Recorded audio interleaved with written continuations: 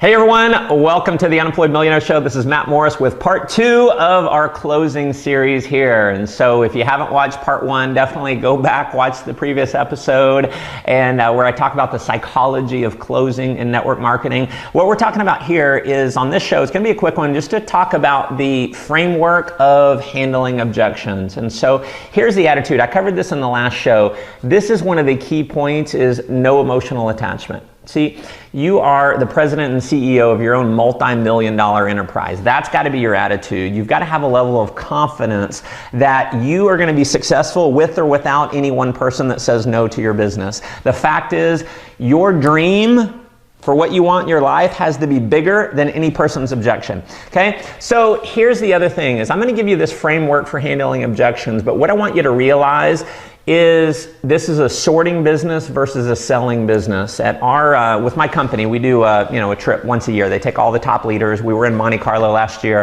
in Monaco.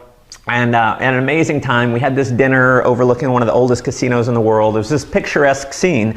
And I just thought, there's so many people that I've gone through that have told me no year after year after year. I've gotten no's and no's and no's. Still today, I'm still aggressively building my business. I still get rejected. It's just part of the game. But I thought, I wonder, let me go talk to the other leaders, the top producers in our company. And I started asking them, what was your objection when you saw this opportunity? What was your objection? Was it time, money, spouse? What was the objection? And I went and asked about 10 different leaders, and of all 10, 100%, not one of them had an objection. They said, when I saw it, it clicked and I joined. So the people who are going to build your business to the top, they're usually the ones that are just going to see it. So having said that, let me give you something that can increase your numbers. When someone gives you an objection, you want to have the attitude of you don't care. Okay? You're not trying to sell them. If they get that you're trying to sell them, they're less likely to enroll. See, you've got posture. This is your business. And so when they say, let's just say whatever the objection is, I don't have the money. We'll cover exactly what to say for that in another episode, but here's the framework is as soon as they say, I don't have the money, you're going to say something to this effect. You want to basically verify that it's a legitimate objection because you don't care either way. You've got posture. So someone says they don't have the money. I say, you know what, John? Totally hear what you're saying, but tell me this. Is it really that you don't have the money, or is that just your polite way of saying no? Because it's totally cool either way. Okay? So what did I just do? I just kind of disarmed him. What they're expecting is to, you immediately get in and try and sell them, but no. You're just saying, listen, I hear what you're saying, but tell me this.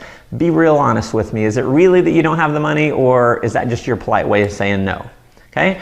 And so sometimes you're just letting them off the hook. It's like, nah, I just don't want to do it. If they don't want to do it, hey, shake their hand, thank them for taking a look, and you're on to the next person.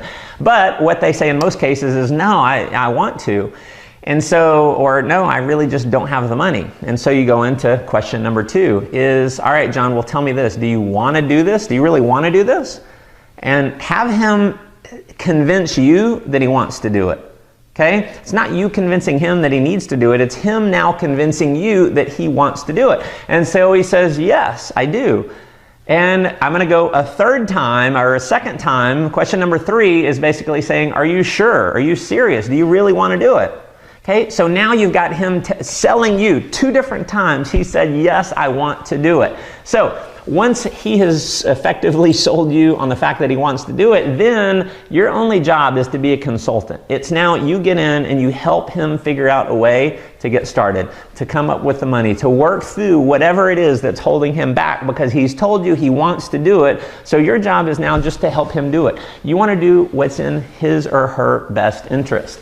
It's not about you getting the sale. It's about you helping that person. And so I just believe if you come from a standpoint of you being a servant leader, you helping someone doing what's in their best interest, not your best interest, that's what causes people to be attracted to you. That's what that is being a true leader. So other things that you can say in overcoming, just kind of a framework, you can use feel, felt, found. It's sales 101. So, they don't have the time. You know what? I know exactly how you feel. I felt the same way. Here's what I found out. And then you tell a story. You tell your perspective on it. that can be very, very effective. Maybe they don't have the money. Maybe that wasn't your issue.